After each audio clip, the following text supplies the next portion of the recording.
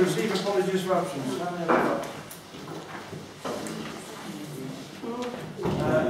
Crowther, O'Brien and Joe Burton. Can you accept those, please? To declare any interest in any of the matters to be considered. Yeah, Chair. Yeah. Can everybody hear me all right with the microphones? No. No. Need microphone. I want to shout. Yeah. Right, Chair, I'll declare a personal interest in, just 1 second, I'll work out in the contracts with the cricket club. Sorry, in what? In the contracts with the cricket club. What number? Number 19. 19. Why can't you use the microphones, Stuart?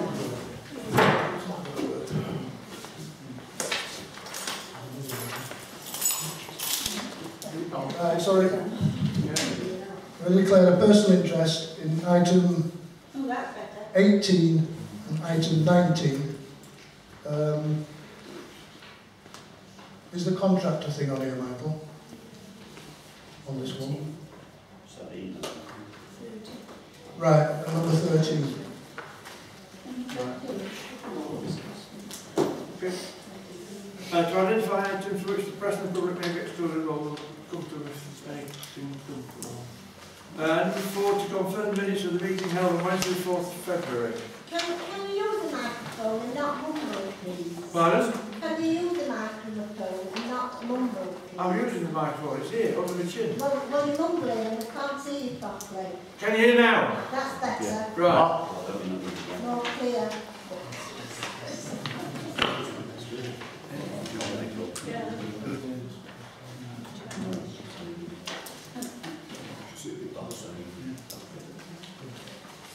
Right. Maybe you've so far in one page. Anybody got any comments? No. Okay. I'm going to propose these. Second. Second. All those in favour, please say. Sure. Thank you.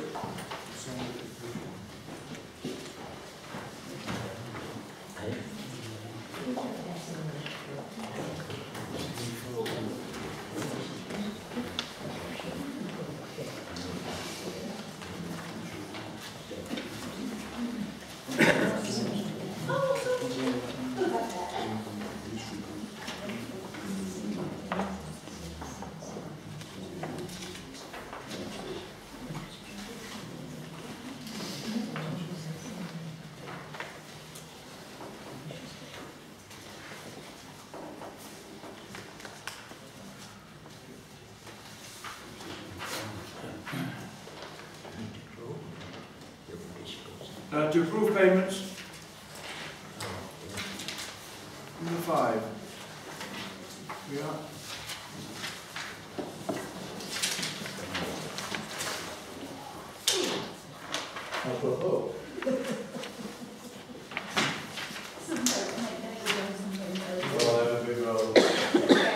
All in favour?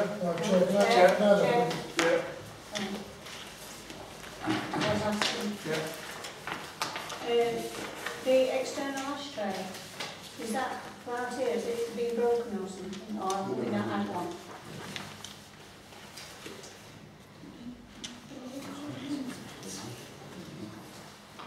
Right, Stuart.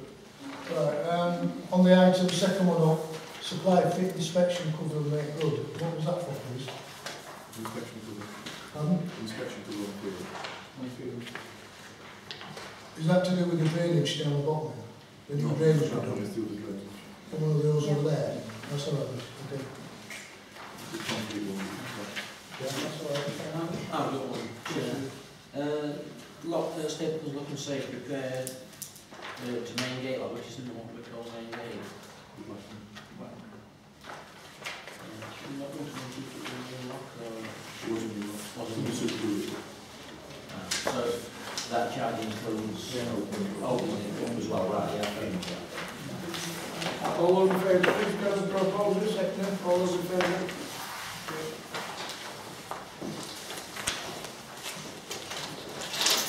To consider and approve the change of the bank mandate. Now, where have I got them?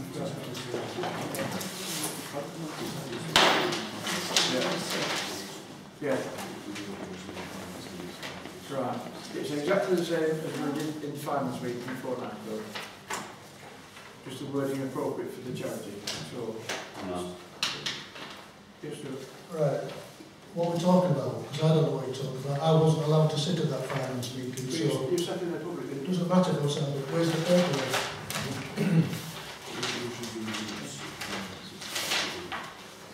The resolution is in the minutes of the finance, if you care to read them. No, this is not a finance meeting, this is a charity meeting. Where's the paperwork? If you've got items on the agenda, the paperwork should accompany it, should it not? Yeah. Let me find it, I'll read it out to you.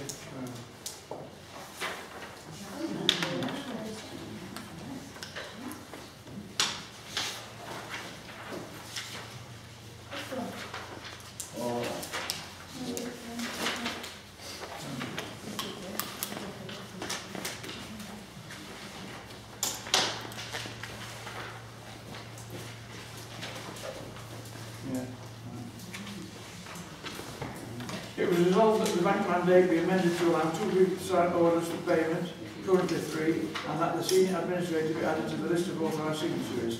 It should be noted that financial regulations will still require the clerk and 2 councillors to sign orders of payment. And that was what we agreed in the financial order, to do the same thing exactly for the charity. So, just because you pass something in a finance meeting, doesn't preclude you from putting the same documentation in the charity. Let me have a word on this one. What you're asking us to do, if I understand correctly, is you're asking us to allow the senior administrator to sign cheques. Is that correct? To be added to the list, yes. Well, to sign cheques. Yes. Right. Will we have a situation, whether in theory or not, that a cheque can be signed by the clerk, the senior administrator, and one councillor? It says the financial regulations still require the clerk and 2 councillors to sign. Right. So why, if we need 2 councillors,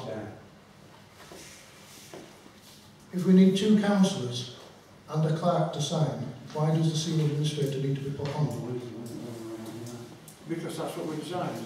Sorry, this is to get us over the May election bit. It's only temporary measures. It's in case we don't know what any signatures are going to be, so it's just to cover that period, so checks and things can be signed. But according to Michael, I think we still get signed of what's been sent out anyway. It's not nothing changes. Nothing changes. It's really to get us over that. We've never had to do this in the past around election times. I don't believe, and again I must say I've no objection to the senior administrator signing cheques, because I believe she would be honest enough, as it were.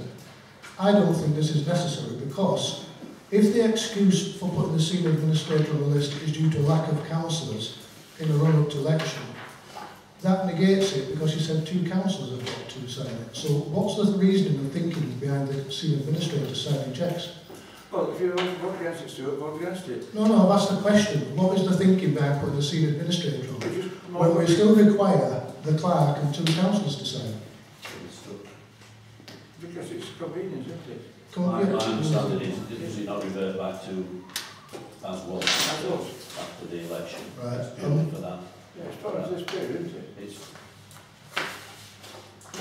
With all due respect, you've not answered my question again. I've asked the question is, why does the senior administrator need to be put on the list when current practice and future practice, according to you, is that the clerk and 2 councillors have still got to sign the paperwork? Because we thought it was convenient. Convenient for who? For what? For why? Right, well, if the check doesn't be signed and there's no council re-elected, then we haven't got a council. So That's what I wanted you to say, because what I asked the question at the beginning, can the clerk and the administrator from 1 councillor sign? And you just told me that yes they can, according to what you just said there. Well, Now I will object to that, because what that does then is that puts the employees in a risky position, because they are signing cheques 2 to 1 against councillors, and I don't believe that's proper scrutiny. it should be noted that financial regulations still require the clerk and 2 councillors to sign the orders for payment.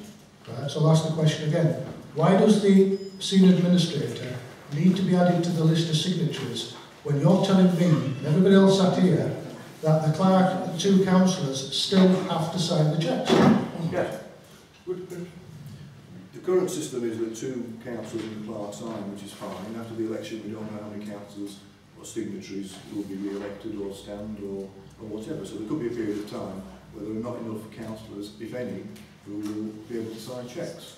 Right. During that interim period, the 2 officers can sign the cheques, because that's what the mandate will say, but that will only be by resolution of the council, because the council will have to suspend standing orders in order to allow that to happen. So the council will still control what is actually happening with the cheques. The cheques will still come here for scrutiny, etc., etc. But if there weren't enough signatories amongst the councillors, then the council could say, right, on this instance, we therefore authorise the 2 officers to sign the cheques, and business continues until such a time as the court can catch up with the new signatories. Right. As of the council, oh sorry, the charity, we're in the charity, I don't believe it's a safe practice to allow 2 members or 2 employees and 1 councillor to sign cheques. Right, so Let me finish. Still, we've got all Just, that no, time, you know. it doesn't matter about time, we're here to discuss things, and this is quite an important thing, because it prevents fraud. Well, I can't win, I either shout down the microphone or I shout at it. Just we can hear it. This is why we have to play. So what's complaints about the noise here, and why people who use that hall are going to change the night because of the Well, noise. in that, just hang on a minute, we're going off the subject here. What But are they talking? if the noise in here is too loud, this council and this charity takes priority over the groups in this building. Now let me finish what I was going to say. When the election comes, there won't be a situation where there won't be any signatories to these documents. If we have an election, councillors will be elected, and then if there's no councillors for signatures, you, Chair, if you deem it reasonable, you have to call an extraordinary meeting, sign councillors in, and then appoint, or as a council or a charity, appoint people to sign cheques. But that can take up to 6 weeks. Well, if it takes 6 weeks, it takes 6 weeks. You have to call an You EGM. don't get red letters and people Right. are in Vegas. Well, I for one, right, let me just finish, because people have got their hands up. Let me just finish off. Right. I don't believe that allowing 2 employees. Can you please be quiet at the back? Can we do something? Right, I cast no aspersions on the employees at all, but I don't believe it's safe practice to allow 2 employees and 1 councillor to sign a cheque. I will be voting against it. Okay. But I move the vote be put. I will vote in favour. I've heard what the council has said repeatedly, and I still believe that in defending the interests of people who work for the council and do work for the council and the charity, that it's right that they should be paid as soon as it's possible. So I will support this change. I know, is this still a legal requirement for councils to sign the so it's not nationally, you don't have to do it, you don't have to have checks, I don't think either, do you? So we're actually beefing up what is nationally accepted, aren't we? Right, we're going to propose it. Can I have a second? Council. Oh, I see. Yeah. Yeah, 3. Right, we're proposing a second for that. Anybody else want to make a comment? Sure, you made yourself. It doesn't matter about my saying. Once the proposal's on the table, it goes round the table. Right, and we've got 3 minutes then. Right, we're going to start playing games, John. We can No, all we're do not. that. We're trying to move progress to it. You're Right. hindering us again. No, you see what it is, Chair? We're here to discuss things. We're not here to push things under the table. Right. I've just heard a comment that it's now not a legal requirement for councillors to sign cheques. Is that true? As far as I was saying, it was that. Not whether you're concerned or not, Chair. Is it true? I And you really can did. ask the clerk, he's the legal officer, that councillors do not have to sign cheques. It's a legal requirement. It's a legal requirement that's now removed. Right. The reason I'm asked that is because my argument about 2 councillors signing cheques, well, that obviously that's now irrelevant if that's the law. But I will still be voting against it. Right, we've got a proposal and a second. Anybody else to put an amendment? Yeah, I'll second. Second. Right. All in favour, please show. Of what, Chair? That we just, the mandate is approved. Right. Okay. Chair, question.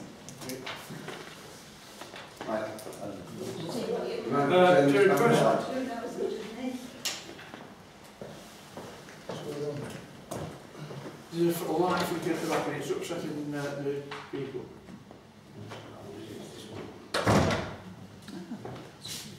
Like stroke. Strobing, that one. Okay. Thank you. Thank you. Payment in kind to cover employment costs for March 2015 is £3,668. 3,000, £3,668.49. All those in favour? Agreed.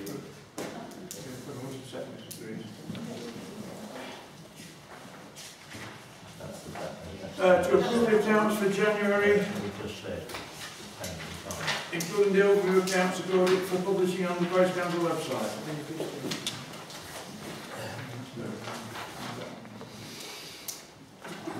Right, that's CH8.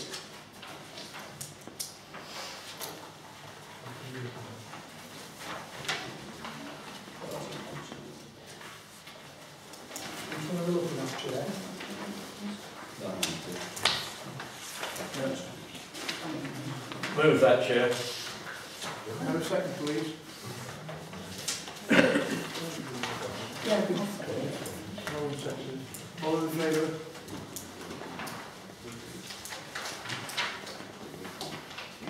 To discuss the management accounts.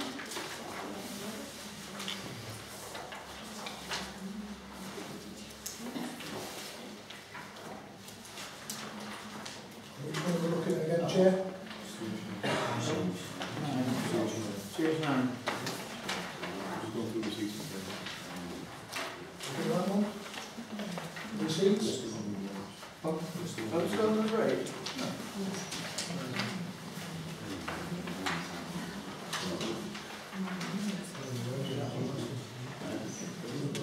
Which one had to? Payment schedule. Which one are we on? Not this one. Technically, we've got We've got them all. Well, how can we do all four? We've got reconciliation, receipts, payments, and overview. Right. Well, how can we do all four when nobody's had a chance to speak on them? We normally go through page by page, do we not?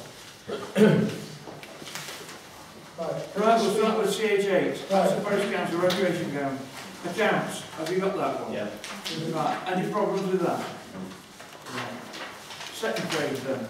This is the receipt schedule. Right, could I speak on that? You can indeed if you've got a I point. just want to ask some general question on this. Yeah. This is the most ever receipts I've ever seen on one sheet we've been putting from this. Is there a reason why we have so many receipts in January, or is this what just happens? This is because we've got the new system in place, which is, Sorry, the new system is in place. what new system? The new system of bringing debts in, we've been trying to get money in and that's what we've got, so. So, as a result of our action, are we now debt free? The next thing on the other system is the generator. Can't get no answers, can I? Well, if you read the agenda, Stuart, item 10 is to consider, to receive the report of debtors. It's not yet ready, talking about Listen, when we discuss things around this table, when you put documents in front of us, we have the right as councillors to ask questions on the documents you put. Yeah, okay. If you can't answer the question, just say, I don't know, I can't answer it, and then we can move on to the next one. Debtors are on the agenda for number 10, so I don't disagree with you. John, I think your answer, or Michael's answer, is absolutely spot on. The fact is, we have got better systems in place, and I'll leave it at that.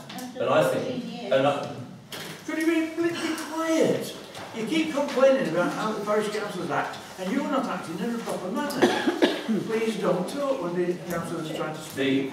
the fact is that the systems now are bringing in payment, far more regularly and swiftly than they were in the past, and I welcome that.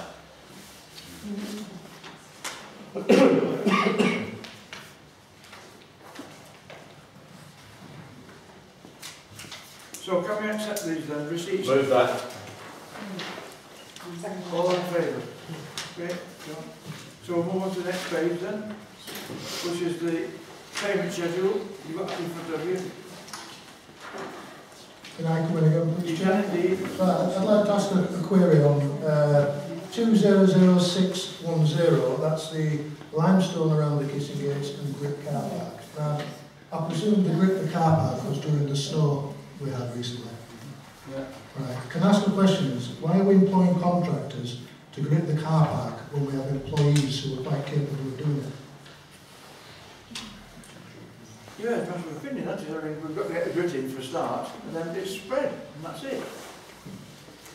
Well, but the question is, why can't our workers, who probably can't do any work because of the weather conditions, why are our workers not gritting the car park? It's just a weekend anyway, and our fellas don't work at the weekend. Right, so why have we got contractors working on weekend on council property? There's nobody uses the hall at weekend, so why are we gritting at weekend? Chair. What about people that hire the hall? People hire the hall. Well, did somebody hire the hall that weekend that required it to be gritted? Oh, I've no idea. Well, don't put it forward if you don't know what you're talking about, Chair, Chair.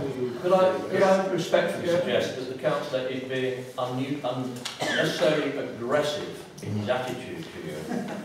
Oh, what? Can you dream anything better than that, too? Chair.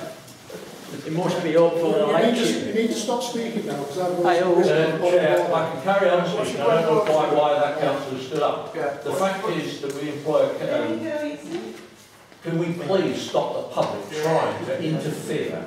It's A valid question. You can say point of order. You can say point. Right, which point of order is it that he's raising? So just, you know, I want to just... Which point of order is it? Go on, Stuart. Don't start pointing at me. Well, Stuart, you're Now, delaying listen, listen, I want to make something quite clear. Did we not have a discussion about the protocol of people standing on points of Yeah, order? but you stood up, Just let me and you finish, didn't please. say Now you're anything. talking over me. You didn't say anything until Now you're Councillor talking Sidney over said. me. Then you added in, I want to make a point of order. So please give us a point of order. What is it? There's 2 points of order I'm going to make now. The first one is when a member rises, Yeah, everybody else has to stop speaking. that's right. We brought this up at the last meeting, I think it was, about Councillor St John continually talking over me whenever I stand on a point of order. He's just done it again for probably the 3rd or 4th time in the meetings, and it's been on camera, and I've got the evidence. Right. You, Chair, and now he's making derogatory noises. Now I'm asking you, Chair, now to do something. When the councillor says I'm being aggressive, I find that highly insulting, it's untrue, and you should be making comments about his behaviour. Yeah, well, I And if think, you're not going to be prepared, Stuart, I think you're being aggressive. well, right, if you think I'm being aggressive, ask me to leave the meeting. No, I'm not going to ask you to All leave. valid Right? Continue. You've now made an accusation, and I expect you to follow that up. Right. Because all you're doing is, you're chairing these meetings for your convenience. Yeah. If you're going to treat councillors separately and differently, you need to resign your position. Right, my point of order was, around this table, we have to treat members of the council, each other, with respect. When Councillor St John is making false allegations that are witnessed by members of the public that I'm being aggressive, I want you to take some action on that. Look, if he believes that you've been Chair. aggressive, Stuart, there's nothing you can do about it. Absolutely.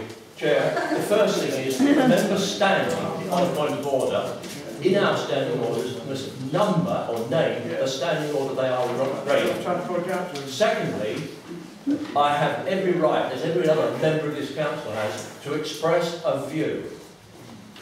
To make that an allegation, etc., is a nonsense. Views like calling people Nazis Right. and jackals. Here we go again, Chair. That It's difficult when Chair, you the get rules into it, do isn't not, it? we know this, the rules do not apply to Councillor Thornton, he is being aggressive. All He right, has that's every right. twice you said I've been aggressive, and I expect you to take any I want comment. to, Chair. Right, can we approve, please? Accounts Okay. overview.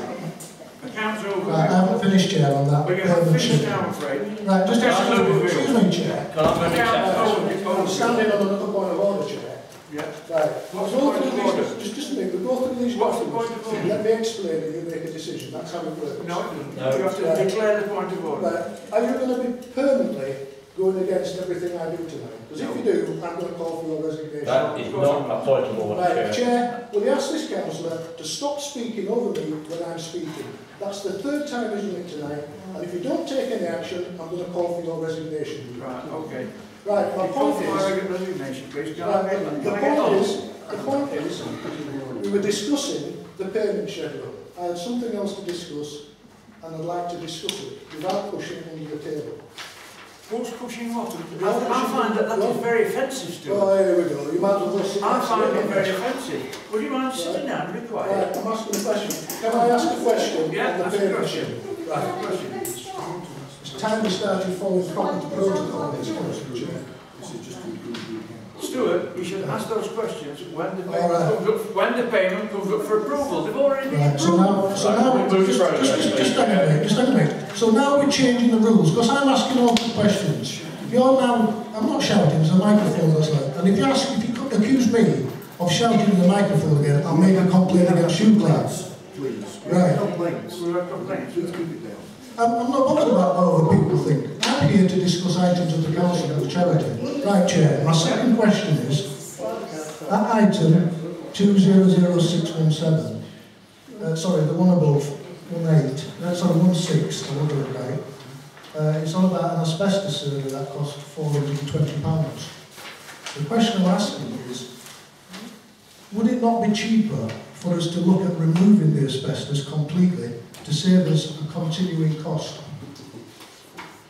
Well, can I suggest to you that you put it on the agenda because this has already been paid. It's already gone for payment. It's been approved. Right. So you've not answered the question again. well, I don't know what you want to say. Well, I've asked you a question. You either know the answer or you don't. Would it not be cheaper for the council to remove the asbestos completely rather than keep paying continual payments? Yeah, put it on the agenda. So you've not answered the question. Stuart, I don't give opinions. I think the benefit is it's probably far too expensive to actually just keep doing the survey because we know if we start taking it out of the market and finish with all this bills we can't afford and for everything else. Can we be quiet, please? Can I just ask you a question on well, it's just really quick. 200615, it's the rodents in cabin. Is that? I think that's the staff cabin. Is it? Is that likely to have any effect on health and safety? The fact that not sounding got right, Basil the rats, it's something like that. So that's all right. That's fine. So, we'll move on. The council overview. Sorry, Chair, I thought we'd already agreed No, that. we've gone through with individuals. Well, I I will move them en bloc. Everybody seconded that? Yeah, seconded. All in favour, please show. What have we got next? Management accounts to discuss. Management accounts.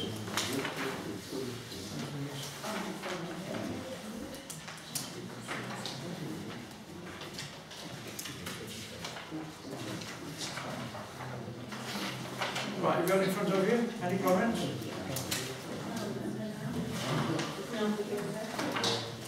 I'd like to make a comment, Yeah. please, Chair. Right, just give me 1 second.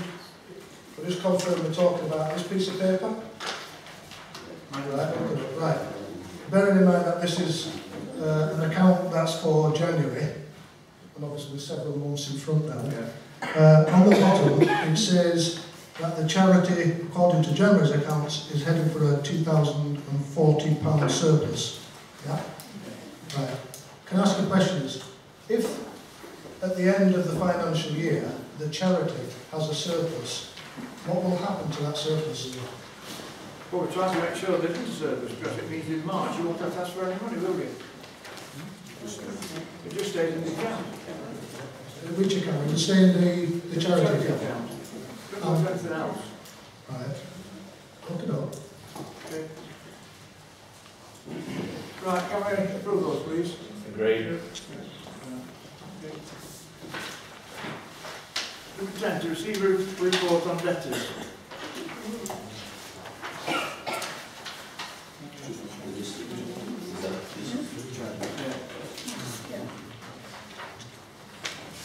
It's on the charity bit at the top, the football chased up. All Estonians, £442. I don't really matter, but we received today. Little Mass FC, Old Biscuit, needing swallow. Can I just ask a question? When it says chased up, does that mean we're actively Yes, yeah, pursuing yeah, that. yes. So it's in progress. You see the copy of the memos that she's been mapped out. It just shows Okay. that. The third one down said that they should be paying within 14 days. What's that for? It's supposed to be Well, the fourth down, what's that one for? It's just a whole hire, Whole hire. and that's the reason it wasn't paid. It is being chased. She's been having a child. Yeah, I saw that. Right, can I ask a question? Sorry, what's going on? Can I ask why are we not allowed to name people? Well, because it's dated, we may not put this on the sheet. Right, but is it not a decision of this council whether we name people or not? Well, no, it's not a case at my parish. It is. Well, if that's the way we want to play it. Because we've actually discussed debts quite openly in this council before, and we've named people, and we've named individual football teams, and we've named individual play schools. So why we need to start being all coy about names now, I don't know. Right, can I make a comment on the massive debt, the 1, 2, 3, 4, 5 down, the big debt?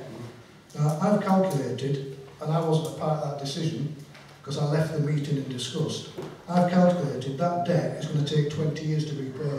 I think that's unacceptable. Yeah. That group did say that they would pay £20 a month at the minimum to start with.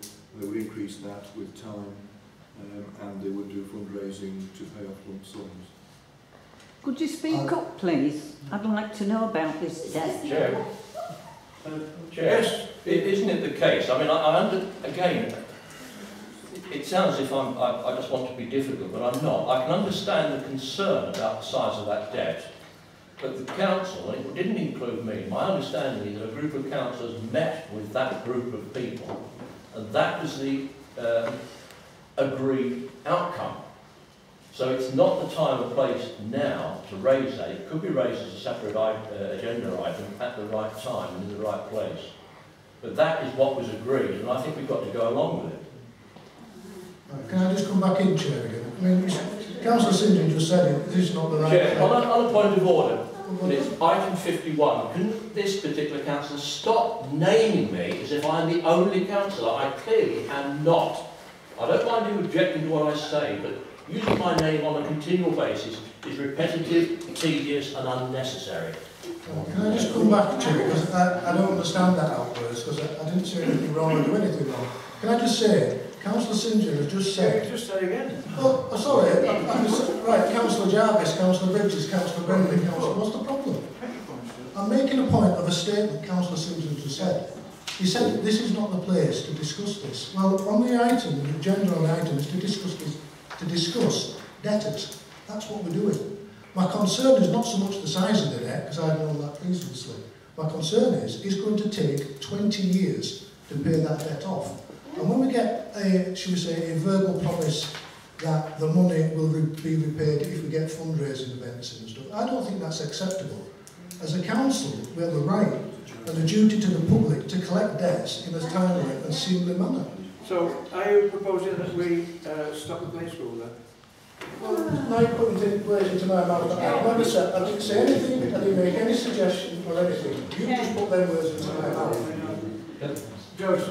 Yeah, you're probably right, it's 20 years over £20 if they pay £20, but I was at that meeting and I understand that they were going to extend their hours so they could get more children in, which will make more income, and then they'll be able to pay more off the debt. And they're also going to charge for an after hours. Yeah. May I just interject here? Yeah. If we're going to discuss this in depth, I propose that we move it into a private session, confidential session. If we're going to discuss it in depth. Can you speak up, please? We can't see Is there a second for that? Could you use the microphone, please? Can I just make a point? I think, if somebody just refresh my memory, how long is it since we had the meeting with the group? Is it a year? It's before they announced the competition to rename the school. Chair, I really think that this... It's just that I thought we got a review at some This point. part is not confidential. We have had a review. So, I mean, Councillor Thornton and myself. do you think another one since?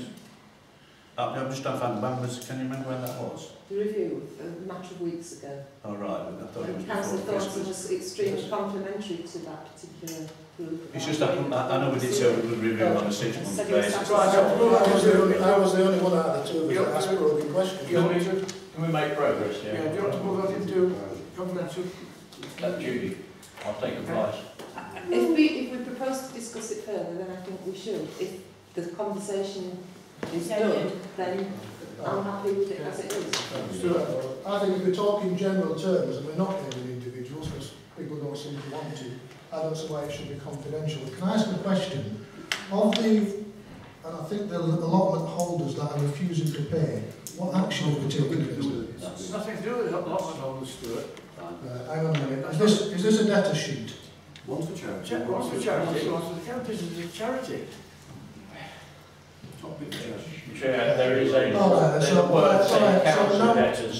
Now it's being pointed out, I can see it. No, But there's nothing on that piece of paper to distinguish what's charity and what's council. It is, isn't We it? can't It's mind charity it. debtors.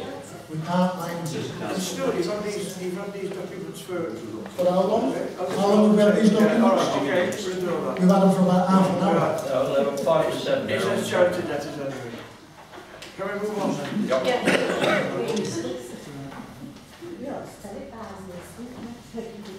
To consider and approve the scale of charges for 2015-2016. Can I just come in on this one as well, Chair? Yeah. Right, can I ask a question? When we approved the budget and the precept, were the figures presented to us now included, or the new figures you presented to us now, were they included in the budget and the precept?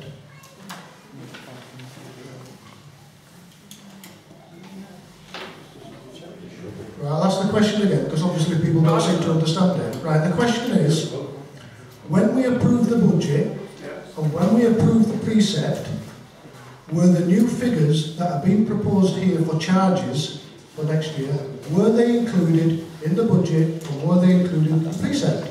Well, I think that these refer to the charity. The discussion regarding the precept regards the... Okay then, so we also passed and approved the budget and the so the budget which included the budget for the council, the budget for the charity and the precept which includes both figures. So I'll ask the question a third time. When we approved the budget and the precept, were these new figures that are being presented as, were they included in the budget and the precept? The answer is yes or no. It's not. Excuse me, Councillor St. John, will you stop interrupting me while I'm asking a question? Yeah, let's get in a minute. Stuart, I went to the meetings because I was none of them meetings, so else here. Right, so I'll ask the question a fourth time, because somebody's got the answer. When we approved the budget and we approved the precept, I think it was in January, were these new figures that were presented to us included in that budget? The answer is yes or no. It's simple. No, it's not. You approved the budget and you approved the precept. I didn't approve anything. You Right, can I ask that you ask the client, because the client's not next Could I to have a turn to speak? Yes. The question may appear valid. My own memory is, I can't remember, or what I did. But at least that is straightforward. The other councillor had the same figures on the sheets as everybody else. Those meetings were not allowed to happen normally because the third meeting, his behaviour was particularly bad and it broke up in disarray. Now my understanding, and I have been a councillor for a long time, is that whenever you send a budget, you effectively say to your clerk, give us the gross figure, and you are looking to increase fees and charges on a yearly basis so that it doesn't come suddenly like a 10% or 15% whack out of the blue. And so, as far as I was concerned, in attempting to set the budget for 3 meetings, and then finally, was it a month ago or 2 months ago, was that it would be accepted by the members present that we had to increase charges. And I think that's enough. If we don't like it, we could vote against this. The clerk then might come back and say, well, if you do that, then the figures won't balance and the council will not have a balanced budget for the start of the year. So I would support this and move and suggest that we get on with it. Right. Steve. It's, well, Councillor Vaughan said it's a simple yes or no answer, because it does affect the budget. Right, can I come back in, the Chairman? Can I ask a question before you answer? The thing about the answer is either yes or no, and you actually probably it's a vote. When you're setting the budget, then you're taking an element of price increase, but you're also taking a reflection of take-up of the whole usage. So therefore, the budget figure will not be simply a reflection of price increase or price reduction. It also takes into account of do we think that we'll have more hall bookings or fewer hall bookings. And so therefore, the figure in the budget reflects both those things. Right, so can the I, answer is yes and no. right, so can I come back on the chair? Right, Yeah. let me put this with it. When we passed the budget and the precept, there is figures in the budget that relates to income, and the income relates to the old hall, the new hall, etc. Now, were the figures that were presented to us based on the new figures we have in front of us now, or were they based on the old figures? The client knows, so can I ask the chair through, right? I've just explained. Right, well, There's an element of increase in rates, but you don't know what that increase will be until it's approved now. So there was an element of increase and an element that reflects the whole usage. And that is the figure that was in the budget. right, let me tell you why I'm asking these questions. And I'm not getting an answer from anybody, which I find quite disturbing. We've approved a budget and we've approved a precept. We're now being asked to approve a rise in charges. I believe that these charges we've been asked to raise these charges after we've accepted the budget. These charges should have been presented to us either at a budget meeting or prior to us raising the budget precept. I think what we're doing at this moment in time is wrong, because we've already raised the charges through the budget. So I think asking us to approve these figures when we've already raised the budget based on these figures, I think it's a bit of a farce. Chair? I don't agree with that statement. Every year we have set a budget. All right, we were slightly late doing it, and as I say, the meetings to actually talk about the budget were anything but smooth when these discussions could have been had. As far as I'm concerned, we set a budget, we're now being presented, and it's not unusual with the scale of fees and charges, and I would therefore move that this council accepts these suggestions. Any amendments? Can I have a recorded vote? Because I believe what we're doing at this moment in time is wrong. And because, another question I'd like to ask, because there has been a motion put, sorry. so we stop interrupting you when speaking, please. Stuart, we're in the process now of taking a vote. Every time, Stuart, no, we're taking a vote. listen what happens, Chair, you should know this. When a proposal's made, then it's seconded, it's then open once more for every councillor to discuss the issue if they wish. Can I ask you again, Chair, can you ask Councillor St John to stop talking over me every time I begin to speak? Right, my question is this. Why are we making a 3 and in one instance a 4% increase in charges when the rate of inflation is only 0.5%? No idea. But you're chair of the council, so really you should have, sorry, the chair of the charity, so you should have some idea of how these figures work. Just to say I've no idea, I'm sorry, but it's not an answer. I accept your advice that these are the figures that we're going to work to. And that's all. Right, so I'll ask you then, Chair, why do you think these prices should go up at 3% when the rate of inflation is only 0.5? Chair. Chair, with respect, the councillor is right, and I shouldn't have tried to if I interrupt his continual speeches. But we are in a debate. The debate is not the time necessarily to ask you questions. He may rhetorically say, why are we doing this? But not to you.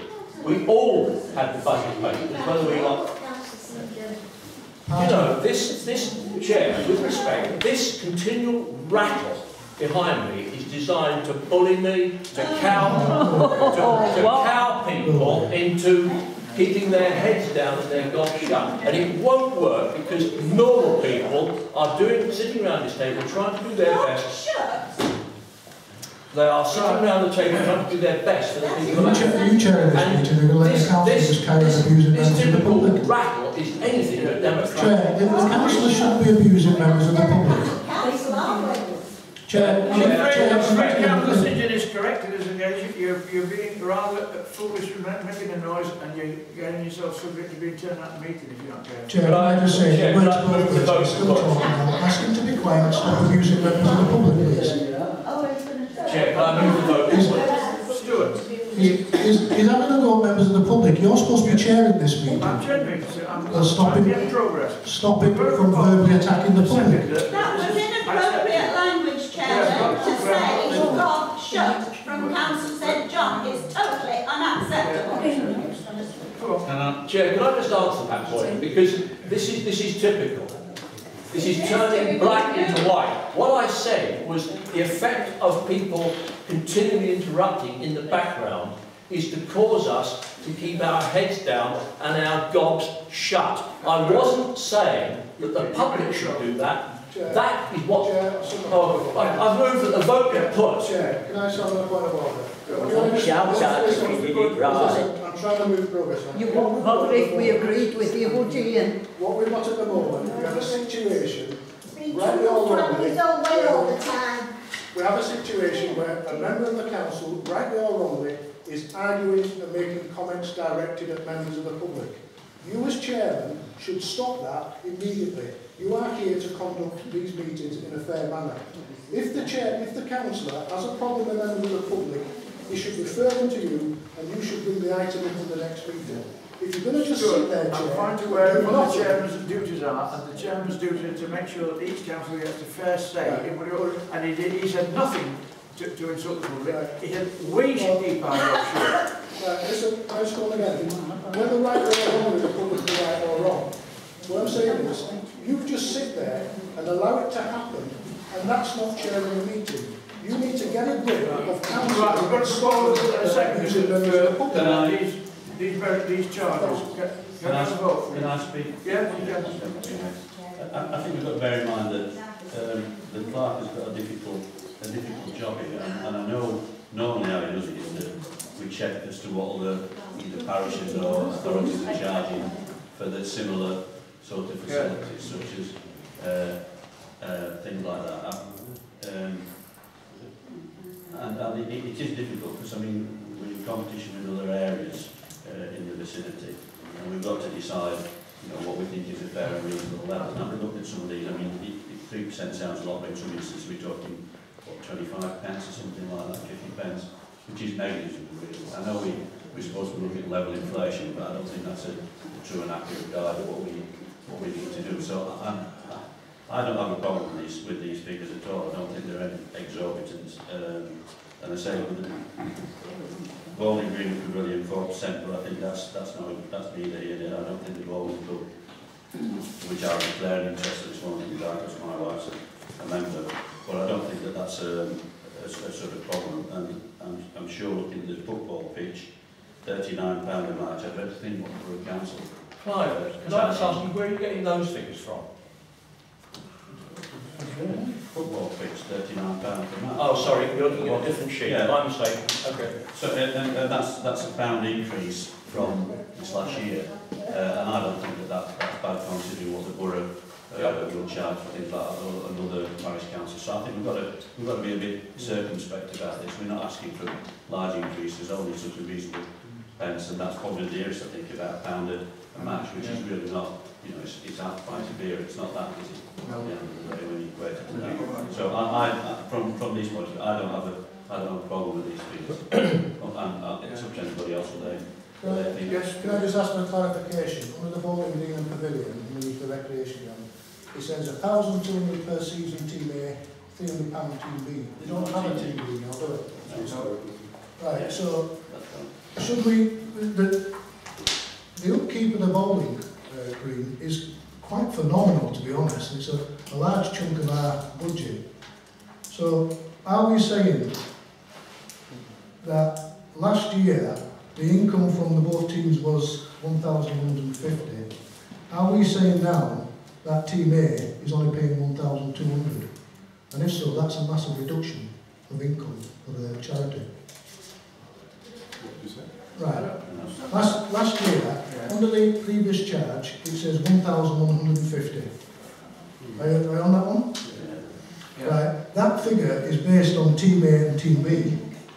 Team A paid 1,200 and Team B No, paid Team B 300. didn't pay anything, there wasn't a Team B last year. Well, just look. Oh, sorry, I didn't catch what you said. There wasn't a Team B last year. Right, this is what I'm clarifying. Just let me, 3 years. right, just let me clarify. Right.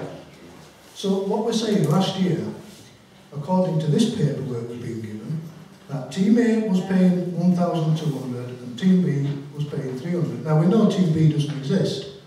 So are we now saying that we're charging Team A, are we charging them 1,200, which is a reduction in last year, or are we charging them 1,550? Last year was 1,150, this year it was 1,200. Right. Well, the reason I'm seeking clarification is because you've still got two teams down here, which one doesn't exist. They haven't done 2 teams for 3 years. And last, you're putting it up from 1,150 to 1,200, so you're increasing it to the current goals. By the way, do you remember the bowling? Chair, I've already moved we accept Yes, this I have, and charge. I declared it in my interest, it was when I took over. Well, you didn't declare it till I just mentioned it. Yes, I mean, I can do it. You didn't, So you didn't declare an interest until I just mentioned it. Beginning of the session. You didn't Did you- declare did you it until I fill- just Did you just fill the mentioned form in? Did you fill the form in and put your interest in? it. When you put your interests on your interest sheet, Yes. if you attend a meeting and you're a member of a club, Can we move you progress, have to please, declare it Chair? at the meeting. You haven't declared it till I just mentioned it. Right. Can we vote with those? Yep. Can I ask what we voted on? I've forgotten. Councillor Yeah, Bennett? you've forgotten. That's What did you- For the charges. The scale of charge. Yeah, four. Councillor Brindley? Councillor Dalton? Councillor Ryan? Councillor Jarvis? Because I haven't a clue, abstain. Councillor Jackson? 4. Councillor St John? 4. Councillor Thornton? Because we've already previously agreed these things in the budget, I voted against it. Councillor...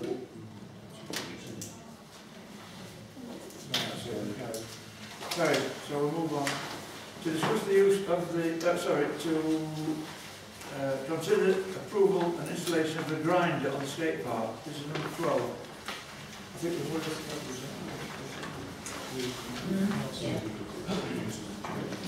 Yeah.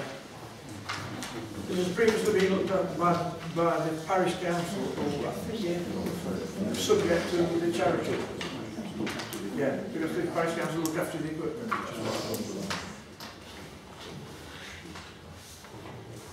Can I come in, Chair? Yeah. Else can speak? Right, this grinder, it's my understanding that it's been given free, and I think it's going to be installed free. Is that correct? I think so, yes. So, in a way, it's going to be an advantage to us. I haven't got a problem with that at all. Is there any form of paperwork or process we have to follow to formally adopt this equipment? The equipment will be managed through the parish council. The charity is just giving permission for it to be put on its land. And we've already agreed by parish council to take on that piece of equipment, okay? We did ask for a assessment from the contractors, work statements and everything else, and insurances, so they provide all that information for the work started. Yeah. Can we agree this as well, Nick? Anybody propose that we approve this? Yeah. All those in favour? Good. To consider an email from Councillor Thornton, 30 years, declared as particularly interested in this. I move that we receive this, Chair. I'll second that, Chair. Can I just ask you, who put this on the agenda? Right, so the clerk put it on the agenda.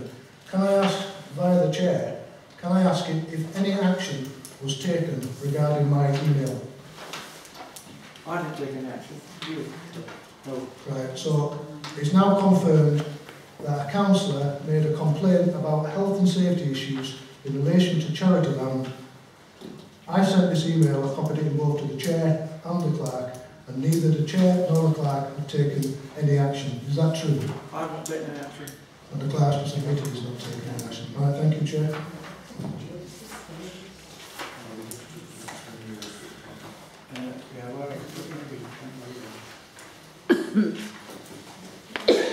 I refer you to standing orders number 55 and number 94.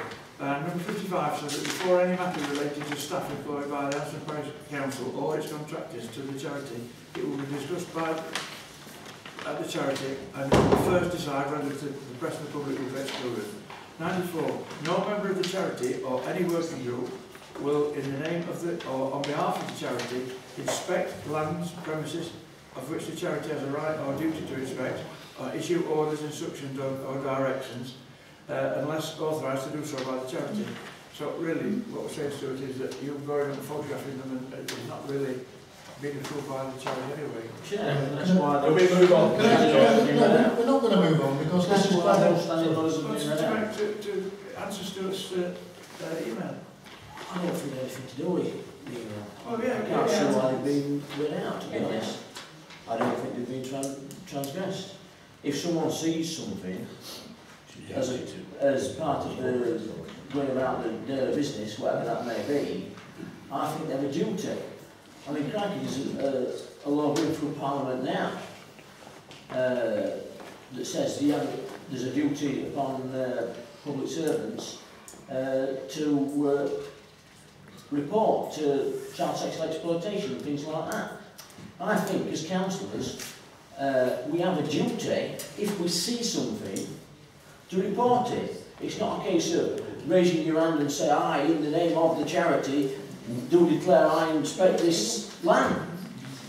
Quite frankly, I think it's ridiculous to be brought up. Can I just come back in, Chair? Chair, so, on the point of order. No, he's interrupting me again when I'm trying to speak. Point of order, stand up, put your point of order. No, number steps down. The fact is that I moved, or sorry, Judy moved that we received this, and I seconded it. Yeah. And we need to vote on that. Yeah, if the council agrees to accept it, then we move on to the next item of business. No, you don't. Just because you've received it, you need to say you can't. We've received You can't do that. And you know you can't. We received the email from Councillor Thornton, which we've received, but I'm more concerned about the standing orders, which I'm not happy with that, because to me, what's the definition of inspect? I mean, if I come down to this welfare to watch a football match and I see something that I don't consider to be right, am I supposed to turn a blind eye to it and say, I can't look at that, or I can't do whatever, because I'm not allowed to under these regulations because I'm a councillor. I mean, that means members of the public can do it, but we're precluded from actually carrying out the duties that we're elected to. I can't see that that's right. I mean, if you see something that's wrong or is dangerous, are you supposed to just ignore it and walk away? I mean, that's not how it works. What you've got to do, Clive, is to put on the agenda to amend standing orders, that's all. Well, Can I just come back in? Now, it's just been said that these standing orders here, 55 and 94, well, first of all, 55 says, before any matter related to staff employed by Anston Parish Council or contracts, etc., the charity will first decide whether the press and public will be excluded. We never made that decision, that's why we're talking about it. But secondly, the more important point, you mentioned that the reason 94 in there is on here. Are you implying that I was inspecting the council land? And is that why this has been put on the agenda?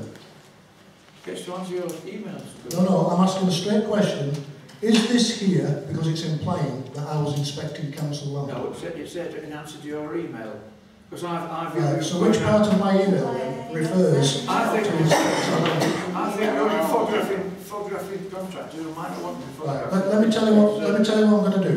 Chair, let me tell you what I'm going to do. Would you like us to vote on my He's talking over me again. He's talking over me. Right, he's talking over me again when I'm trying to speak. He has a very bad habit of doing that, and you're not doing nothing about it. Right, let me tell you what I'm going to do. I believe, because we've not discussed it, I believe, right or wrongly, that I saw a contractor working on charity land without the proper health and safety equipment. That's my belief. Whether it's right or wrong, that can be discussed later. I reported that to the clerk. I also emailed you, and you were fully aware of it. Yes, I was. Neither of you have taken any action on what I class as quite a serious health and safety issue.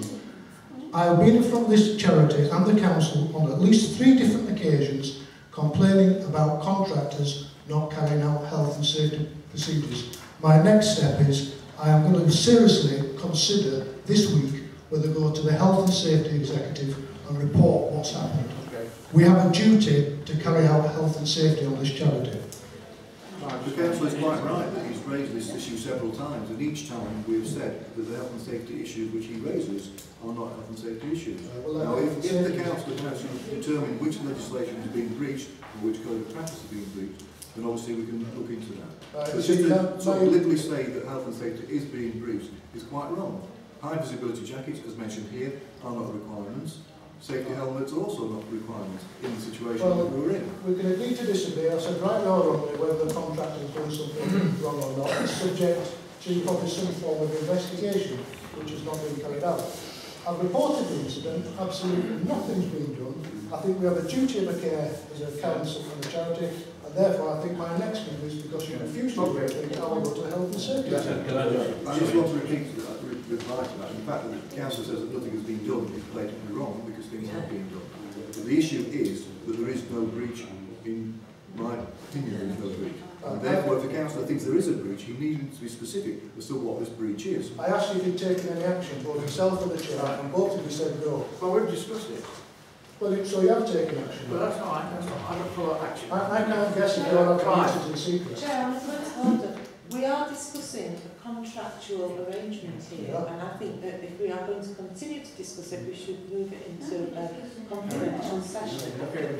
Yeah, I mean, I'm not discussing the contractual arrangement, I'm discussing the standing orders, and I think, depending on where we are in May, that these, when we look at the standing orders again, that we revisit this and see if we can maybe word it a bit better, because I think the 15 councillors on this council have a duty to report anything like that. It may be unfounded at the end of the day, but if they think that something's not been doing right, and it's to the benefit of every really concerned, contractors, council staff, etc., then I think I'm not saying necessarily go around looking for things, but if you're there and something should not be correct, I mean, Stephen could have a... In a way, I agree with Clive, but I don't think anything needs altering.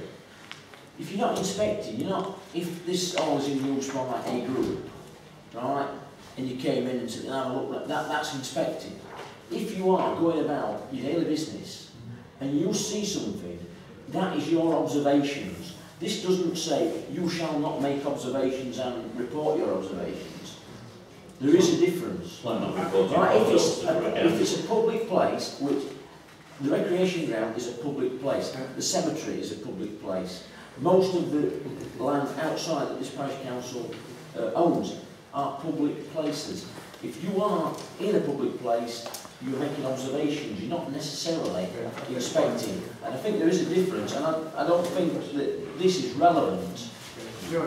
I just want to say that I think that the contractors are experienced contractors, and I should think that they will know all about health and safety without somebody else having to tell them about it. We've got a proposal, and we've got a second. The last point I want to make is that I totally agree with Clive's comment that if we as councillors see something which we consider to be of concern, you would raise it. I'm also aware, rather like being a school governor, that you raise it with the right people. We are not directly employing the contractors. That's done by our club or by our responsible financial officers. But it's also in the way that you raise it. If one is aggressive with people, you will get probably an aggressive answer back. And it's equally, it's in the way you treat people. If you swear, if children are misbehaving on our skate park, and I was dumb enough to go up and use it. I've stood on point of order, we're still talking over. Again, we have a comment from Councillor Sindren making reference to me being aggressive for an incident that he has no party to, unless he's spoken to the contractor since. He says he's implying that I was aggressive. But it's only a perception. No, it's not a perception. He either has knowledge of what happened or he doesn't. And when he's making false accusations against me, we should withdraw them because it's not becoming a council of conduct. Can we have a bit of accuracy? Yeah, can we vote? Yet again, I say if. People like to hear what they want to hear. I'm quite clear about this. I didn't witness the thing and I know nothing about it. But if I'm aggressive with children, I almost exactly, I expect them to be aggressive back. It's how you do it. Yeah. Well, we've got a proposal on the second to receive. Now, so everybody's had the 3 minutes, so we've got a proposal on the table, so I want to vote. Please vote in favour of this if you wish to. To receive it. To receive it. Just to receive it. Anyone else to receive it? Not to receive it. Well, you make it Yes, we've got a proposal on the second, we've had it for ages. But why did you look at me and say not to receive it? I didn't make any comment whatsoever. Oh, when you first do it. No, so what are you doing now? Right, moving in progress. You're picking on me and intimidating me. Oh dear, Stuart. Well, why did you look at me? Why Because did I you look at expected me you to and oppose it, anyway. now you're being offensive. Yes, I am. Now you're making derogatory comments. I'm really offensive. To discuss the table and chairs by the Scouts. To discuss the use of the table and chairs by the Scouts. Now, there's been a historical arrangement apparently where the Scouts know the tables and chairs for some of their events. I'm sorry, Chair. Can we ask the colleagues to be quiet, please? Yeah. There's been a historical arrangement for the Scouts to borrow tables and chairs from here. The next event that they wish to borrow for was Saturday the 7th of March, which I've already agreed to because of the short time scale between this meeting and the 7th of March. All I want really is whether the charity thinks that tables and chairs should be loaned out in that way for future reference. Chair, I'm not sure whether I should declare an interest in this, as I have been invited to the event and possibly could end up eating off one of our tables. So I'll take no part in the decision. On the basis that we've done this in the past, I move that we carry on out as previous practice. It's not a second. Everybody second that?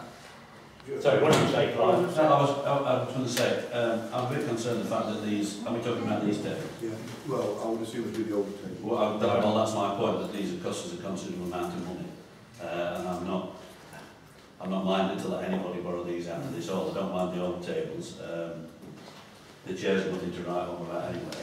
But I'm concerned that we spent the best part of £250,000 on these tables. I would be concerned if they had they been taken out of here to the scaffold. Yeah, it's just the fact that I say I have no problem with the chairs, but I'm concerned that I wouldn't like. Again, if we loan these out, I think we're in a position where we need to take a bond on it or something like that, because we can't keep replacing these ad infinitum. It's not. Stuart, you it's not feasible. Just for clarification, did Councillor Dalton make a personal interest in it? Yes. That's all right, just for clarification. But are we going to approve this subject to the old table? Yes, I said I'm going to have a comment. Oh. Right. I said before I asked the question, right, I didn't quite catch, are they taking the tables out of here? Over the scaffold. Right, and what would be used for? Used to be elected, so Right, so no, I mean, I haven't got an objection, to be honest. I'm just trying to clarify this. But the other question I want to ask is, if the clerks agreed it, why do we need to agree it? because they're our chairs and our tables. Well, if the clerks already agreed it, why are we spending time? It's just wanting you to rubber stamp what is said because of short time. This is the first time that I've heard of it, even though apparently it's gone on for quite a number of years. First time I've bothered asking. And therefore, I want to steer from the charity as to whether that is something that we should be allowing. So what you're actually asking us is, Are we in favour? are we in favour of allowing the clerk to make the decision to lend the chairs to the scouts? No, we're making we are going to say, are we allowing tables to go across there? Not for Just in general, we're going to allow. generally, we're allowed. There could be other groups, possibly. I would suggest that this is just the old tables, yes. Provided it's not the new one. Quite agreeable, provided they on the old chairs, not the new one. So all those in favour of having the tables, the old ones across there? All in favour? Yeah. Thank you.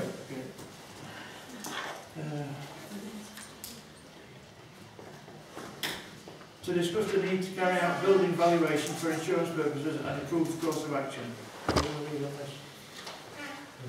Yeah, we do the valuations every 5 years.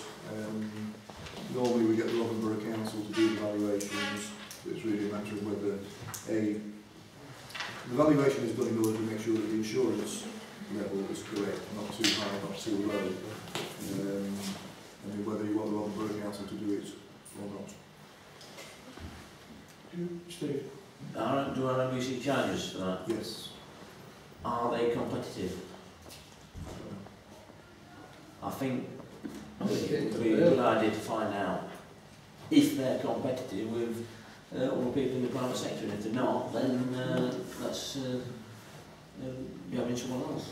Yeah, that's right. The proposal that you get, that the clerk goes and gets some quotes against the Borough Council.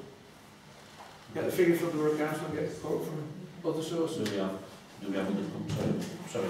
Well, I'm going to ask the question clearly. Is the other companies that do this sort of valuation? Well, most insurance companies will organise it. Most insurance companies will organise that, Stuart. Yeah, but if you go to an insurance company to do a valuation on a property sale, I would imagine the insurance company will want to take out the insurance as well. That's what I meant. Are there people who do valuation surveys separate to insurance companies? We've had the one for the lease, have we not, from McSaddles? Fisher Jones. Yeah. So that's one already. Can I just ask, is this how often do we do this? 5 years. 5 years, so we're at the point now where we can, so we knew what it cost 5 years since, but obviously, so when we have this done, it will be a 5-year period where it's done again. So I support Stephen's suggestion. These three Make comparisons. All those in favour of finding companies to make comparisons with?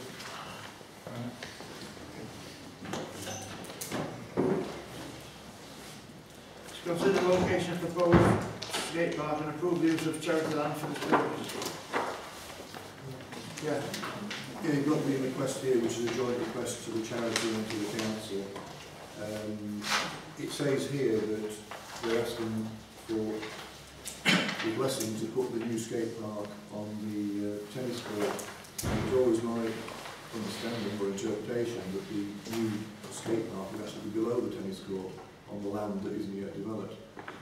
My reasoning behind that is that the tennis court is a good tarmac surface. If we've got a new skate park further down, then the tarmac surface can then be put to other use, possibly a new mirror or back to a tennis court or whatever. So really that's just the charity to consider whether the location is correct. If you agree on the location, then to give the blessing to the skate park group to carry on. Stuart? Well, to be honest, I was always under the impression it was going on the tennis courts. I mean, I know when I was chairing the meeting, that's where it was provisionally planned to go. I don't think it's here or there. Can I just say about this document? I've looked at it quite carefully, and I can see what you're doing, I understand what you're doing. I don't think at the moment is the right time for the charity to get into this type of, as you say, agreement. Let me tell you why. You're asking us to promise, give a promise as a council, which is actually a charity, but let's leave it there, that the skate park can use the land that was formerly the old tennis courts to build a new concrete skate park. The reason I don't think it's the right time to ask us that, and we give you an answer, is as a charity, whose land it is, we haven't had, should we say, a formal discussion with the community group, nor have we been presented with any formal plans. And I think we really need to have that meeting where the community group representatives come to the charity on an official level and explain what you're doing and understand things are quite far forward. So that's one reason I don't think we should be doing this now. The next one is, just a bit more read the notes. Right, you're asking us that we will take responsibility for the maintenance and upkeep of the park once it's completed. Again, I understand what you're saying, I understand what process you're trying to go through. But until we get further, probably advanced down the system, we need to look at figures, because we can't, as a charity, say, oh yeah, we'll back that, and then we suddenly find out a silly figure, £1 million maintenance bill, we know that. So that's another reason why I think this document's a bit premature at the moment. And just a small one at the end, it says, by each councillor signing below. Well, as individual councillors, we can't sign documents on behalf of the charity of the council. It has to be a corporate body. The chairman signs on behalf of the councillors. I understand what you're doing. I think it's the right direction you're going in. I just think at this moment in time, this agreement is a bit premature. Right, I totally disagree with that. The fact is that when we, I don't know what the date of it was, when I came, I know Clive was here, to your presentation to kids and to parents, I asked, informed probably, when are you going to make the bid? And I was told very clearly they wanted to make the bid in the spring. Now, unless they've got charity and parish support, that bid's not worth making. As far as I'm concerned, both these pieces of paper I'm happy with. Now, I understand, I thought about what the clerk has mentioned. It could be that we promised that they can use the land as present that was formerly tennis courts, and possibly, as an addendum, the land to the south of it, which is just rough land. But that would cover everything. The second thing is, sorry Michael, the idea that we will take responsibility for the maintenance. Some, I don't know, it must be 5 years ago, Rotherham Borough Council got a great chunk of, I don't know, 1 point something million pounds for Play Pathfinder. We agreed, and they have put in Play Pathfinder equipment at Whitegates on the Lakeland Estate, there on the miners' welfare, and at Lockwood. And we have accepted that we are responsible for the maintenance. There's nothing different here. I don't want to stop this happening. I don't want to stop this happening, and I want this council, this charity, to be right behind the efforts to achieve a quality facility for the kids of Anston. The only point I would make is that as a charity, we're only looking at point 1, which is the promise of the land. Points 2 and 3 in that letter are in the finance meeting, because they're to do with the council looking after the equipment and paying for the meetings. Yes, Chair. The group have recognised that a meeting with the charity itself would be an excellent idea, and would like to ask that the charity meet with them in a private meeting prior to the next parish council meeting. They recognise that some figures are required to do that, and I think if we could vote on section 1, and the reason that we want to do that is because the bids are in an advanced stage, and this support for the skate park committee will be required to go into the bids. So I think, as the clerk has indicated, if we could approve the promise of the land and the land adjacent to the tennis courts, and then ask the charity to meet with the group immediately prior to the full parish council meeting, so that the group can explain to the charity in great detail about what the proposals look like, where they are, and what the maintenance is going to be. Yeah, and I say I was at that meeting on Monday, and we talked around this, and I suggested that, and Miles and Sandra were there, that we still need some more information on costs, particularly to do with the possible installation of floodlighting on the site, which they've considered is appropriate for where it's located and to give it more use during the year. But obviously with floodlighting it comes an additional cost that you don't get at any other play area that we've got. And I think, are you due to get some costs by the end of... Today. Today? We've got them today. You've got them today? We could put them in. Yeah, but I still think what we discussed about, as Councillor Donald said, that meeting where you've got in possession of more facts, and we've got... I take what Councillor Sindian says on board, but when we took those others on, none of those have got floodlighting. It's a different ballgame. We're in a different position financially now, or we will be in 3 years' time. We'll be £30,000 light from the work out council grant, which is something we've got to factor in, because if we take that on board, and I know one of the group gave me the rough figure for the cost of electricity, etc., which sounded a bit frightening at that point in time, but I think we need some more clarity on that, because that's something you're going to have to budget for every year in the future to make that skate park work, and also we're looking at the cost of electricity supply to it, whether it could be easily put in or whether it will be an exorbitant cost, because a funder will not give you money for maintenance, they'll give you the money to put everything in and install it, but after that the parish council picks up the tab. So that's why we decided on that course of action, that we need more information. It might be worthwhile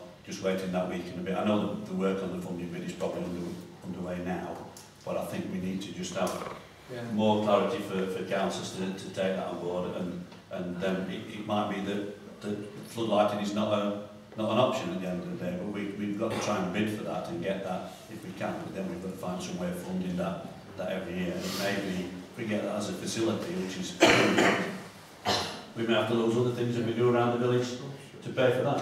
Stuart, can I suggest, because I didn't know there was going to be another meeting, that's another thing that's just been thrown at us now, so I'm not aware there's another meeting on, or you're going to request a meeting. I'm going to ask for it in the morning. Pardon? Sorry, Neil. I'm going to ask for it in the morning. Right, I'm going to propose that we defer this letter and request until the charity has had a meeting. Once we've had the meeting with the is it the community group we've been meeting with all the council committee? The community group. Once we've had a meeting with the community group, you'll all be aware, again, it's the first I've heard of floodlights, to be honest, I mean, that probably just me missing on things.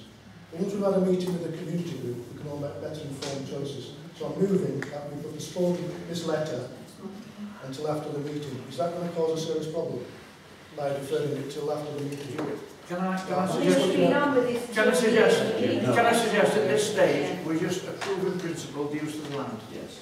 Then we've started. I was just going to suggest that. I think if we approve that, then that's something that we've achieved, and we need to look at the wording of the two letters for signatures that we talked about.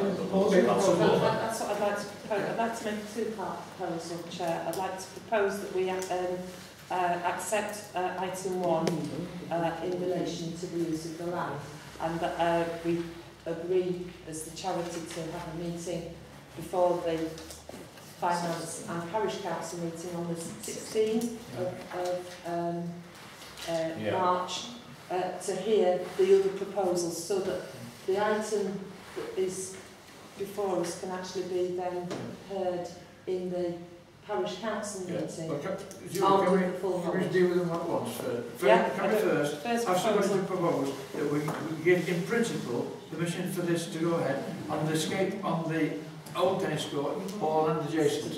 Yes, I think. Then you cover location to be. Yeah, I'll take You just read out the proposal because it was long-winded. Okay. The proposal is to approve the promise of land, location to be confirmed. Right, I don't think that's tight enough. Because I said we can't promise land because that's putting us into a verbal contract. If we agree, the charity agrees. Could I suggest better wording? The charity agrees in principle that the skate park community group could use the old tennis courts for a proposed new skate park. Or adjacent land.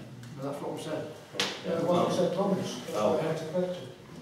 We said promise, that's why I had to correct it. I'll support that. Can we move the vote? Right. To what wording? It's been seconded by Steve. That the charity agree in principle to support Anston, what's your name? Anston Skate Park. Anston Skate Park Committee to use the old tennis courts for the proposed new skate park. Or adjacent land. Or adjacent land. Does that make sense? Yeah. Absolutely makes sense. All those in favour, please show. Right, good, Gary. And Julie, you want to request that we have a meeting? Of the charity with the skate park committee, Anston Skate Park Committee at 6:30. Can we make it earlier? If we meet at 7, sorry, if we meet at 6, our meetings, it starts at 7 or something. 7. So could we make it 6 o'clock? 6 I know it's difficult. Can you get it, Mark? I'll do my best. I rely on public transport. I'll do my If best. you're not there, there's no point having... Well, the rest of the team up there were all up to date. Everyone can update. So that they can present the figures. So do you agree to that? So Yeah. what date's that, please? 1800? March the 16th. Monday. Is that the same night as the council? It is, yes. 6 o'clock. Sorry. Right, item number 17. To receive the drainage report. Chair, shall we just have a show of hands? I'm sure. Yeah. All in favour? Yes. 18. To discuss previous questions related to the joint access deed and approve a draft document. That's number 18. So 17 is the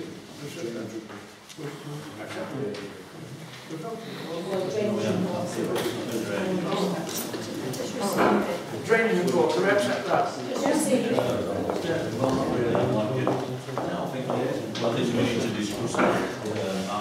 I'm totally confused by this. Yeah. Right. You just received the report. No, we need to discuss it to see what action we're going to take.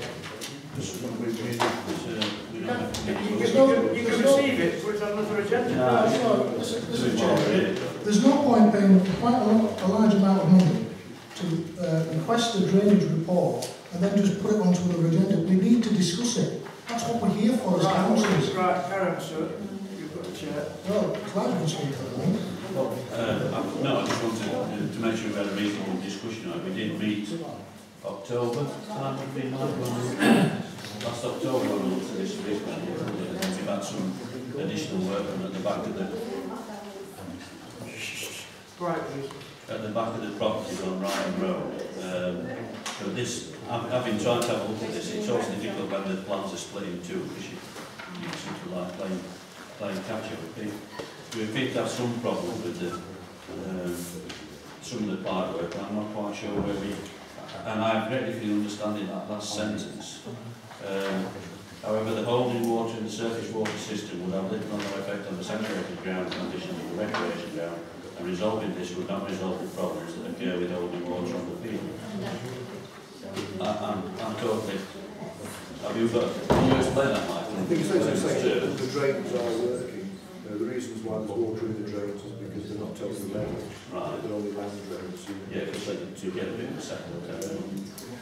But they don't believe that the drains themselves are the problem. Right. It's getting the water to the drains. It's getting the water to the drains. But there's no sort of prompt as to how we can do that. It's told us where we are, but then we've no decision to make as to how we.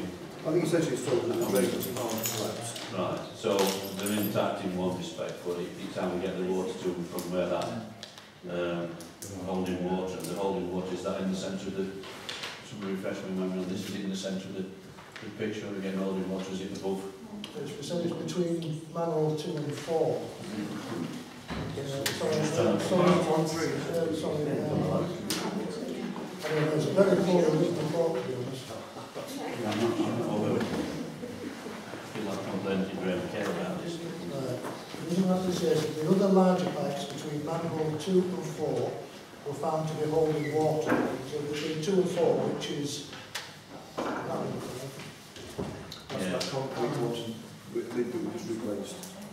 Is that manhole 2? Oh, you've got a full, oh, you're cheating, you've got a full plan. To the gates to screen that. So which one was the best? Manhole 2 is the concrete one. Right, so we replace that with a new lid. if the drain between 2 and 4 is holding water, that implies to me that it's not on a slope, which means the water's sitting in the pipes. Whether that would affect the soil above us, I don't know. It shouldn't be holding water anyway, so that pipe, I would argue, is probably the pipe that is probably flawed.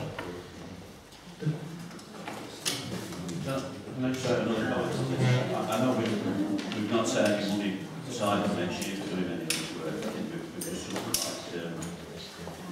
like been scared getting around the edge of it. I'm just looking at where the system is in relation to the skate park, and that's second thing I know. Again, one Miles has gone. I just wonder, until we've maybe got a plan for that skate park, and how that water's run off there, because it's going to be an impermeable surface, so it's got to run somewhere.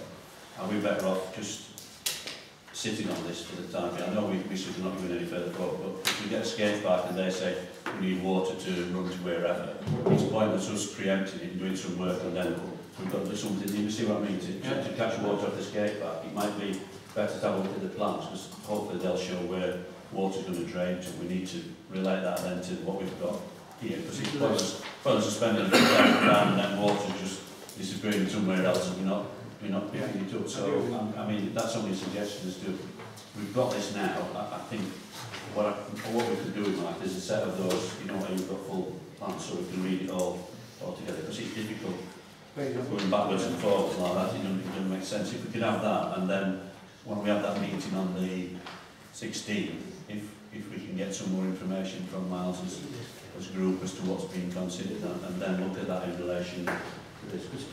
We might be able to get some money for the part of the bid. Yeah. You know, if it's part of the construction, that might be built into it. So I don't think we're completely in a rush now. We've got this.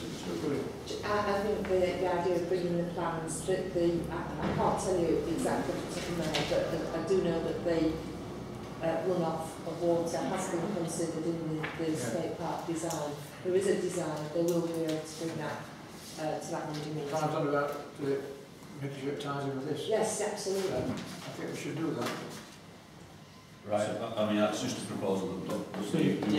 I agree with that. But I find it strange that they've not made any recommendations. Well, yeah, I mean, I'm a bit disappointed, because I thought they might sort of. But having said that, we only asked them for a CCTV survey, which is what we've got. So we perhaps need to consider that maybe a bit more as to what we do with the rest of the welfare in the grounds itself, and you know, before we rush into anything. No, I would agree that they've done what we asked. I have to say that it would have been helpful if this Carl the chap man. Yeah. When I was working, if my fields were blocked, as they were, I would actually meet the contractor or the grounds maintenance people on site.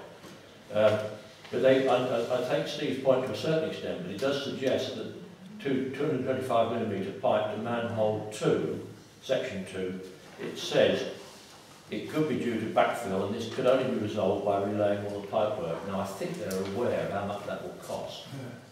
So, we've got it here. We need to consider it when the skate park takes a bit further, another step forward.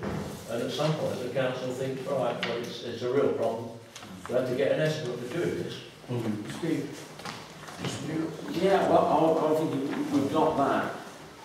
As part of the skate park project, we may be an idea to get a land drainage firm in to just look and see what their recommendations might be. Show them this report and see what they... We've actually got 2 reports now, haven't we? We've got the one that we had last year from the council that they did on the manholes and things like that, and how well they were working or not, if they're reflecting anything. And then we've got this. I think we've really put the 2 together, don't we, to try and make some sort of semblance of what we've got. We've got an additional drain now for the manhole for collecting the spring at the back there, that's running into the system. So hopefully that's sorted out, so we can move to the field of the problems there. But I think we need to read the 2 together. Yeah.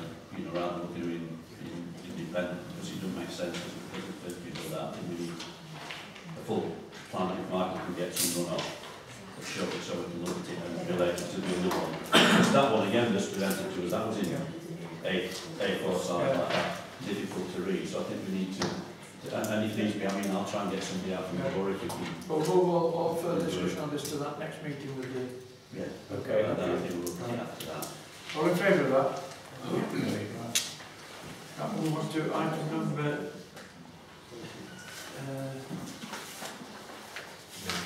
18. To respond to previous questions related to the joint access deed and approve the draft document. You've had the reply, you've got it from the thing. It's a merely a drafting error.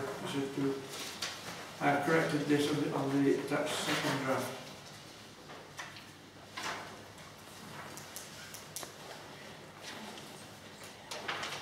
Could I move, Chair? I really do want to see this resolved. I take the point at the bottom of the paper, the submissions regarding drainage onto the Creek Club's land is of importance, and that can be discussed between them. But I really would like to see us expedite this. It's gone on for a long time. Can I come in, Chair? Yeah. Right. This is just for interest. This is a joint agreement between the council and the cricket club, which is regarding the bottom entrance. And basically, we're saying that they both parties agree to have joint access. I've got one or two questions, if I can. I've declared an interest on this already, which I have to do by conduct. Right, the first question is, on the letter that Mr. Platts has written, on the bottom of the first page, just for clarity, it says, another matter that greatly concerns the cricket club is that Parish Councillor Councillor Thornton has indicated to Anston Recreation Ground the charity that he has a right of way from Wrighton Road to fields beyond the allotments that he and another own. Having looked at the documentation available to me, I do not believe that such a right exists. As far as I'm aware, the charity has not resolved this issue. There may be implications for this agreement that needs to be understood. Just for clarity and openness and honesty, in the past I have had a disagreement with the parish council, as it were then, and the charity and the cricket club in relation to my right of way. Mr. Platts is fully aware that I have a right of way, and it's a legal right of way. Now, if Mr. Platts is arguing that I haven't got a right of way, I would suggest, and I can only suggest, to charity that you cannot move forward this agreement until that issue is sorted out. That's a decision probably for this council. Can I just say something on some other points, general issues? In the email, they say, they indicate they haven't got money for legal fees. Can I just confirm that both parties will be paying for the legal fees for this particular draft? Because in the past, if we make legal arrangements, we say the people who live up and down Wrighton Road for access, they pay the legal fees. Now, obviously this is a joint venture between two parties in full agreement that, should we say, at nil cost. Therefore, I would expect that we pay half the legal fees and they pay half the legal fees. But in the letter, it's indicating they have no money. Are they paying their fees? Chair, I take the point that Councillor Thornton has a claim right of way or claim right of access. I don't, that's fine. I don't think that's an issue here. Obviously, is it Alan Platts who's written that? He's expressing a view, but I don't think that would actually get in the way, because provided the road or the track is not being blocked, there is still the ability of any landowner beyond the cricket club to access their land. The second point is, I think we're all quite clear that when we entered into discussions, we would pay our own costs. So I don't think anything has changed. They may plead poverty, but that's their, they may do that, but they will pay their fees, we will pay ours. Yeah. Well, again, I agree with what Councillor St. has said for a change on the issue of fees. It's just that in the letter they do make an issue that they have no money, so that needs to be clarified, I think. But also, it's absolutely essential. They're hedging their bets. Right. It is absolutely essential. Well, I believe they're indicating they haven't got money, right? And as you did say quite correctly, I think they are pleading poverty. So we need to sort out I was suggesting writing that they are going to pay their half of the fees. Can I just go on to the other one? The other part in the letter refers to, I think it's maintenance, I can't remember where I've looked, seen it now. They're also pleading poverty that they haven't any money for maintenance. And again, I think that should be firmly established that if we're going to sign a joint agreement, that they fully agree to carry out maintenance which each party equally pays. Because again, if there's no money, we could end up getting stuck for all the maintenance. And again, I believe that needs to be clarified in writing before we sign this contract. I have no problem with the contract in principle because it's a mutual agreement to benefit both parties. It needs tightening up to make sure we're not going to have to revisit this. This is the second time we've had to revisit this from 1999. So we need it tightening up so we don't have to revisit again in another 2, 3, 5, 10 years. 3.1.2 explains repair and maintenance. What was that again, Mark? 3.1.2. So it says in there they will have to pay half the maintenance. Yes? Repair and reasonable proportion. So is it, well, my question then is a fair and reasonable portion, would you say that's half? I don't know, I mean, Can I just make a point, Chair? He states in that that they don't have the same resource and the same funding levels as Anston Recreation Ground. Yeah. Well, the charity doesn't have funds. The charity relies on the parish council for its funds. So it ultimately works its way back, and housing at the bottom is picked at the end of the day. We fully account for everything that we have at the year end. And there's one other item which I'm not quite sure about this, and I'm not splitting hairs. It just says that we do have a good relationship with all this. It's a critical develop the recreation ground by providing changing facilities for football teams. They actually provide those at a charge. They're not free to them. I think they pay something like £30 for the use of the change rooms or showers. And I think they owe £35 on Saturday afternoon. So so it's good business from their point of view, and like I say, it's hard. It's slowed down.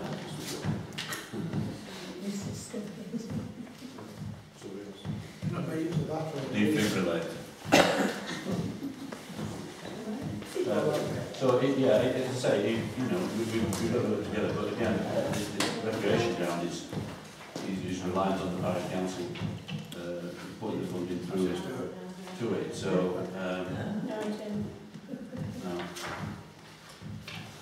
no.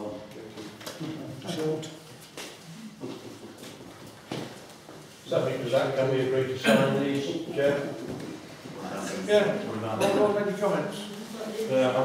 Sorry, hang on a minute, Clive. It does say in here quite clearly, and it's the devil. I know legal things are written for, if you like, to baffle the general public. But it does quite clearly say that, hang on, repair and maintenance, the first owner must pay to the second owner a fair and reasonable proportion of the costs of maintenance. And then a bit later on it said the second owner must pay to the first owner a fair and reasonable. So it's covered. Yeah. Comes both ways. Yeah. Can I just raise? Can we just go back to the agenda? We've got to discuss response to previous questions relating to the joint access deed and approved draft document. So have those been covered? Because we did send them a list of items, didn't we?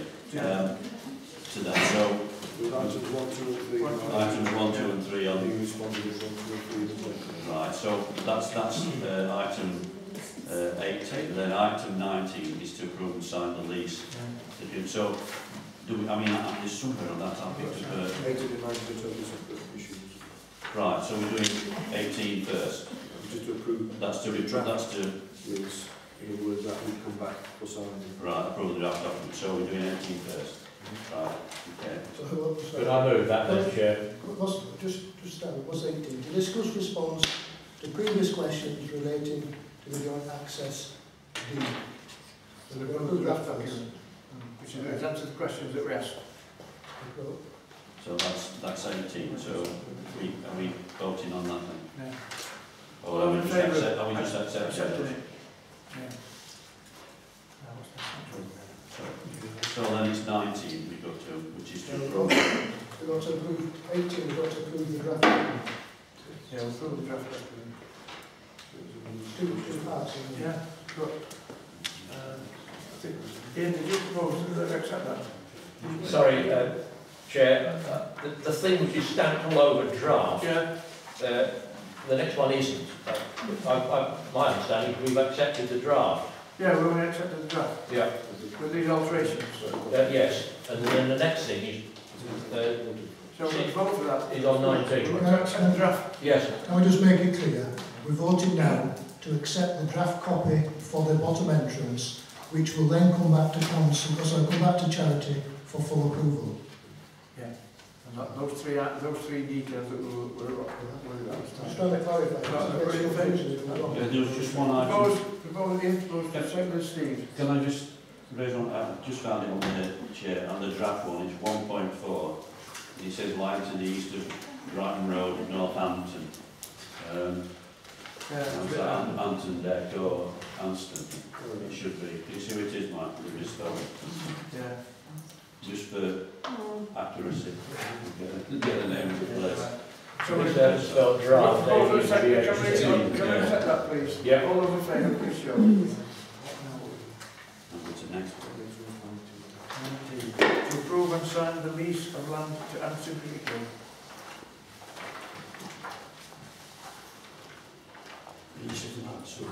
Correspondence. And there were some questions which he's answered on the letter, as you got to the back, paper of one.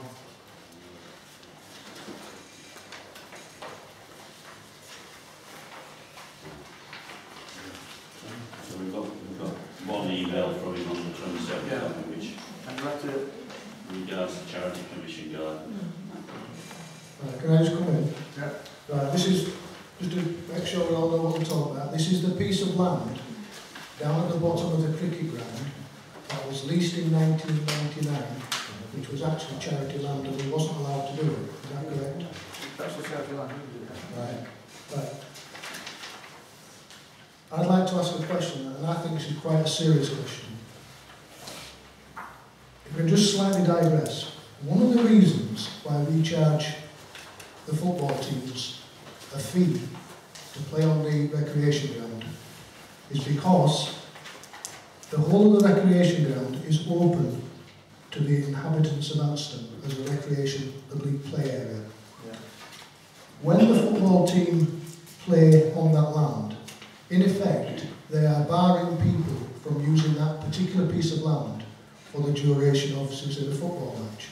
And that's why we have to charge a fee, is because they are restricting access. Now, I would argue quite strongly that if we agree this lease to the piece of land at the bottom of the cricket club, that piece of land will in effect be unable to be used by members of the public. I don't think the cricket club would like it if people were to walk across the cricket ground to access that charity land.